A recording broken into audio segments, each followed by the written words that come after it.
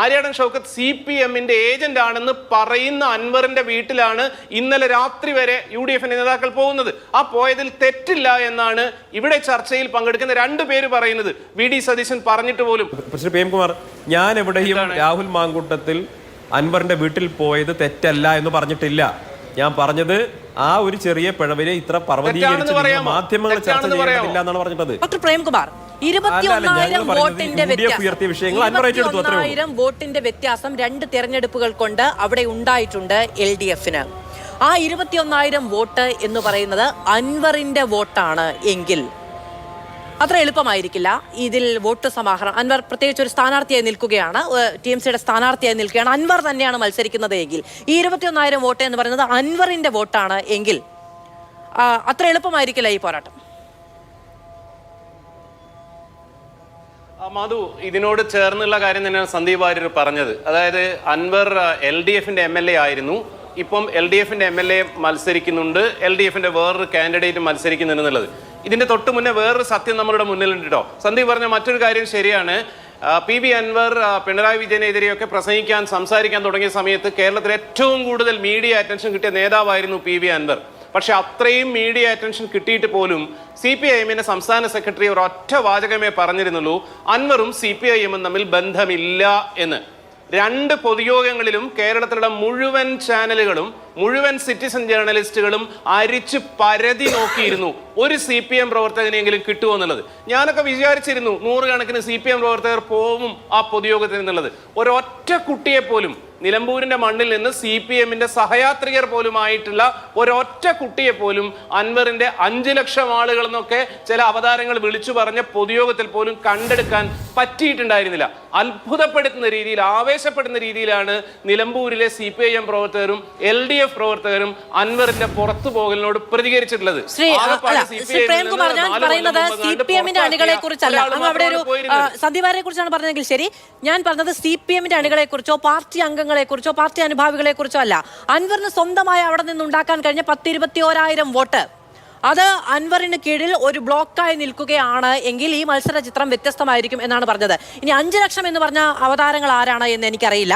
പക്ഷേ നിലമ്പൂരിൽ അൻവർ നടത്തിയ പൊതുയോഗങ്ങളിൽ ആളനക്കമുണ്ടായിരുന്നു, വലിയ തോതിൽ ആൾ പങ്കാളിത്തം ഉണ്ടായിരുന്നു. അതിന് അൻവർ എന്ത് പറയുന്നു എന്ന് കേൾക്കാൻ വന്നവരാണോ അൻവറിനെ അനുകൂലിക്കുന്നവരാണോ എന്നൊന്നും അവിടെ ആരെങ്കിലും സർവേ നടത്തിയിട്ടുണ്ടോ എന്ന് എനിക്കറിയില്ല. പക്ഷേ അവിടെ വലിയ തോതിൽ പങ്കാളിത്തം ഉണ്ടായിരുന്നു. 21,000 വോട്ട് അൻവറിൻ്റെതായിരുന്നു. അത് അൻവറിൻ്റെ തന്നെയായി നിൽക്കും എന്ന് CPM കരുതുന്നുണ്ടോ എന്നുള്ളതാണ് എൻ്റെ ചോദ്യം.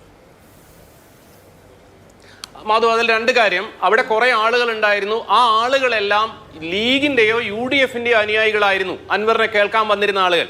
ഇപ്പം മാധുവിന്റെ സംശയം, പലരുടെയും സംശയം, ഈ ആളുകളെല്ലാം CPIM-ന്റെയോ LDF-ന്റെയോ വോട്ടായിരിക്കുമല്ലോ എന്നാണ്. അത് വസ്തുതാപരമായി ശരിയാവാൻ യാതൊരു സാധ്യതയുമില്ല. മറിച്ച് 2016-ൽ ആര്യാടൻ ഷൗക്കത്തിനെതിരെ അവിടുത്തെ UDF-നെതിരെ അൻവർ CPIM-ന്റെ LDF-ന്റെ സപ്പോർട്ടോടെ മത്സരിക്കുന്ന സമയത്ത് അദ്ദേഹത്തിന്റെ ഇൻഫ്ലുവൻസും LDF-ന്റെ വോട്ടും കൂടി ചേർന്നിട്ട് LDF-ആണ് 2 തവണ ജയിച്ചിട്ടുള്ളത്. 2ാമത്തെ തവണ ചെറിയ മാർജിനാണ്. പിന്നെ അല്ലാതെ ഒരു മൊത്തം കണക്കെടുത്താൽ നമുക്ക് അറിയാവുന്ന ഒരു കാര്യം, നിലമ്പൂർ എന്നുള്ളത് ഒരു UDF സ്ട്രോങ് ഹോൾഡ് ആണ്. ഇതുവരെയും അങ്ങനെ തന്നെയാണ്. അവിടെ അത് തിരിച്ചു പിടിക്കാൻ CPIM കഴിഞ്ഞ 2 ഇലക്ഷനിലാണ് അൻവർ എന്നുള്ള സ്വതന്ത്ര സ്ഥാനാർത്ഥിയെ പരീക്ഷിച്ചിരിക്കുന്നത്. ഇത്തവണ അതിൽ നിന്ന് മാറിയിട്ട് CPM-ന് കേരളത്തിൽ അല്ലെങ്കിൽ നിലമ്പൂരിലേക്ക് കൊണ്ടുവരാവുന്ന ഏറ്റവും ശക്തനായ, ഏറ്റവും സ്യൂട്ടബിൾ ആയിട്ടുള്ള, ഏറ്റവും സ്ട്രോങ് ആയിട്ടുള്ള കാൻഡിഡേറ്റിനെ പ്ലേസ് ചെയ്യുന്നു. കൃത്യമായ പൊളിറ്റിക്കൽ ഫൈറ്റ് നടത്തുന്നു. അപ്പുറത്തെ ഭാഗത്ത് നിരന്തരം കൺഫ്യൂഷൻസ്. എന്താ അറിയോ, അത് ആര്യാടൻ ഷൗക്കത്ത് വിജയിക്കില്ല, ആര്യാടൻ ഷൗക്കത്ത് CPM-ന്റെ ഏജന്റ് ആണെന്ന് പറയുന്ന അൻവറിന്റെ വീട്ടിലാണ് ഇന്നലെ രാത്രി വരെ UDF നേതാക്കൾ പോകുന്നത്. ആ പോയതിൽ തെറ്റില്ല എന്നാണ് ഇവിടെ ചർച്ചയിൽ പങ്കെടുക്കുന്ന 2 പേര് പറയുന്നത്. VD സതീശൻ പറഞ്ഞിട്ട് പോലും. അതേസമയം നോക്കൂ നിങ്ങൾ, PV അബ്ദുൽ വഹാബ് എന്ന് പറഞ്ഞ മുസ്ലിം ലീഗിന്റെ അഖിലേന്ത്യാ ട്രഷററാണ്. ഷാഫി ചാലിയം സംസ്ഥാന നേതാവാണ്. ഈ 2 പേരും എം സ്വരാജിനെ യാദൃശികമായിട്ട് പറഞ്ഞു പോയതാണ് നമുക്ക് വിചാരിക്കാം. പക്ഷെ ഈ നിമിഷം വരെ മുസ്ലിം ലീഗ് അതിനെ തള്ളിപ്പറയുകയോ ആ പറഞ്ഞത് ശരിയല്ല എന്ന് പറയുകയോ ചെയ്തിട്ടില്ല. രാഹുൽ മാങ്കൂട്ടത്തിൽ ഇന്നലെ പോയത് ശരിയല്ല എന്ന് VD സതീശനും KPCC പറഞ്ഞു കഴിഞ്ഞു. ചർച്ചയിൽ ഇവർ പറയുന്നില്ലെങ്കിലും. പക്ഷേ അബ്ദുൽ വഹാബ് അത് പറയാൻ പാടില്ലായിരുന്നുവെന്ന് ലീഗിന്റെ ആളുകൾ പറഞ്ഞിട്ടില്ല.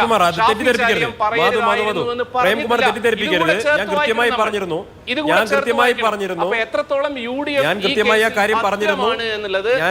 വിഷയമാക്കേണ്ടതില്ല എന്ന് മാത്രമേ പറഞ്ഞു. തെറ്റില്ല എന്ന് ഞാൻ പറഞ്ഞിട്ടില്ല എന്നുള്ള കാര്യത്തിൽ പറയാത്ത കാര്യം എന്റെ വായിൽ തിരികെ പ്രേംകുമാർ ഞാൻ പറയാത്ത കാര്യം അല്ല പ്രേംകുമാർ ഞാൻ പറയാത്ത കാര്യം എന്റെ വായിൽ തിരികാൻ നിൽക്കല്ലേ. ഏറ്റവും പ്രധാനപ്പെട്ട മാധുവിന്റെ ഇടപെടണം. പ്രേംകുമാർ ഞാൻ പറയാത്ത കാര്യം പറഞ്ഞു എന്ന് പറയാം. VD സതീശന്റെ പിടിവാശിയാണ് കാര്യങ്ങൾ വഷളാക്കിയത്. രാഹുൽ രാത്രിയിലെ ചർച്ചയും ക്യാമറക്കാര് ക്ഷീണമാക്കി എന്നും അല്ല ഒരു മിനിറ്റ് ഫ്രാക്ചേർഡ് ആണ്. ശരിക്കും തകർന്ന അവസ്ഥയിലാണ്. പ്രേംകുമാർ ഞാൻ സന്ദീപ് ഞാൻ പറഞ്ഞത് കേട്ടിട്ട് അതിനെ വളച്ചൊടിക്കാൻ ശ്രമിക്കണ്ട. പ്രേംകുമാർ ഞാൻ എവിടെയും രാഹുൽ മാങ്കൂട്ടത്തിൽ അൻവറിന്റെ വീട്ടിൽ പോയത് തെറ്റല്ല എന്ന് പറഞ്ഞിട്ടില്ല. ഞാൻ പറഞ്ഞത് ആ ഒരു ചെറിയ പിഴവിനെ ഇത്ര പർവ്വതീകരിച്ച് മാധ്യമങ്ങൾ ചർച്ച ചെയ്യേണ്ടതില്ല എന്നാണ് പറഞ്ഞിട്ടത്. പറയാനുള്ളത് UDFന്റെ നേതൃത്വം ഒരു സെക്കൻഡ് ഞാൻ പറഞ്ഞോട്ടെ. ബഹുമാനപ്പെട്ട പ്രതിപക്ഷ നേതാവ് കൃത്യമായി അത് തെറ്റാണെന്ന് പറഞ്ഞിട്ടുണ്ട് എന്ന് ഞാൻ ഈ ചർച്ചയിൽ പറഞ്ഞു. അത് തെറ്റാണ്. ആ കാര്യം UDFന്റെ നേതൃത്വം പറഞ്ഞിട്ടുണ്ട്. പക്ഷേ അത് പർവ്വതീകരിച്ച് രാഹുൽ മാങ്കൂട്ടത്തിനെതിരെ ഇങ്ങനെ ചർച്ച നടത്തേണ്ട ഒരു കാര്യമില്ല എന്നാണ് ഞാൻ പറഞ്ഞിട്ടുള്ളത്. അങ്ങ് കേൾക്കാത്തത് കൊണ്ടാണോ അതല്ലെങ്കിൽ ചർച്ചയുടെ അവതാരികയായിട്ടുള്ള മാധുവിനോട് ചോദിച്ചാൽ മതി ഞാൻ എന്താ പറഞ്ഞിട്ടുള്ളത്. ശരി ഡോക്ടർ പ്രേംകുമാർ പെട്ടെന്ന്. അല്ല സന്ദീപ്, അതായത് തെറ്റാണെന്ന് VD സതീശൻ പറഞ്ഞിട്ടുണ്ട്. രാഹുൽ മാങ്കൂട്ടത്തിൽ പോയത് തെറ്റാണ് എന്ന് സന്ദീപ് പറഞ്ഞ് ഞാൻ കേട്ടിട്ടില്ല. അത്ര മാത്രമേ ഞാൻ പറഞ്ഞു. നിങ്ങൾ കോൺഗ്രസിന്റെ പങ്കെടുക്കുന്ന ആളാണ്. രാഹുൽ മാങ്കൂട്ടത്തിൽ ഇന്നലെ രാത്രി പോയത് തെറ്റാണ്. ഞാൻ ഈ ചർച്ചയിൽ പറഞ്ഞിട്ടുണ്ടെന്ന് നിങ്ങൾ കള്ളം പറയുന്നത്. താങ്കൾ മാന്യനാണെന്ന് കരുതിയിട്ടായി പറയുന്നത്. താങ്കൾ ഒരു മാന്യനാണെന്ന് കരുതിയിട്ടാണ് ഞാൻ ഈ പറയുന്നത്. ഞാൻ ഈ ചർച്ചയിൽ കൃത്യമായി പറഞ്ഞിട്ടുണ്ട്. ഞാൻ കൃത്യമായി ആ കാര്യം പറഞ്ഞിട്ടുണ്ട്. ഞാൻ കൃത്യമായി പറഞ്ഞിട്ടുണ്ട്. അത് തെറ്റാണ് എന്ന് ഞാൻ പറഞ്ഞിട്ടുണ്ട്.